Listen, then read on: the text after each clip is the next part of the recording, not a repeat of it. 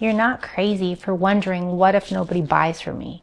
Or for doubting your work or your skills. That fear, it makes sense. By the end of this video, you will at least learn one way that you can begin to reduce fear of putting your work out there, and how to get confirmation that people will pay you for your product before you even purchase the supplies to make it. As human beings, we're designed to survive. Your brain sees anything uncertain, like launching a handmade product business, as a potential threat. And that's literally its job, to keep you safe. So if you're feeling nervous, anxious, or even frozen when you think about selling your work, it doesn't mean you're broken. It means you're human. I'd even go as far as to say that fear is there for a good reason. And one powerful way to work through it is to journal. So you can try a couple of these prompts, like, what would it mean if no one buys from me? Or if fear were trying to give me a message, what would it be? Because when I asked myself these questions, my honest answer was, well, one, I didn't feel safe. But my other response was, I need validation before committing to this. I want to know this will either work, or at least that the risk is tolerable and not a waste of my time or money. Now, this is why I get so excited about this next part, because there is a way to reduce the risk before you even invest in materials. You can validate a rough draft of your idea early in your sewing to sell journey. Let real people tell you if your product is worth moving forward with. One way I did this was by talking to strangers.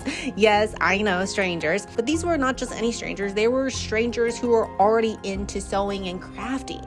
Now, not too long ago, this was back when Joann's was, full throttle here, but I would approach shoppers and I would say something like, excuse me, do you mind if I get your thoughts on the sewing pattern? And then I would show them the sewing pattern on my phone. And as they answered, I'd observe their facial expressions, their tone of voice, and body language. I was looking for, okay, are they genuinely excited? Are they confused? Or are they polite but uninterested?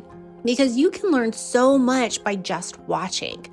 Now, if you're at the point where you're saying, yes, I want to validate my idea before investing, then make sure to subscribe, because I'll be sharing more questions I asked to prospective customers and other low pressure validation methods that don't involve approaching strangers. Now that we've talked about one of the ways you can reduce some of that fear, let's talk about growing your skills. This is why I'm so excited to say that this video is sponsored by Craftsy. Craftsy is an online learning platform with hundreds of step-by-step classes in everything from sewing and quilting to baking and painting. Whether you're a total beginner or just looking to level up your skills, Craftsy has you explore your creative side in a structured and inspiring way. And one of the reasons I personally love Craftsy is because it aligns with what I believe, that your creativity is worth investing in. When I was figuring out how to combine all of my passions, crafting, therapy, and content creation, platforms like Craftsy helped me build confidence in my creative skills. And I'm confident it will help you improve your skills in creating your handmade product or prototype too. But the best part is that Craftsy has an exclusive offer for you. The first 1,000 subscribers to click the link in the description will get a full year of Craftsy Premium membership for only $1.49.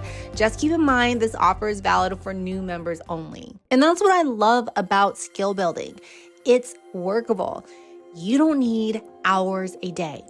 You can commit to just 15 to 30 minutes a few times a week to focus on one small part of sewing.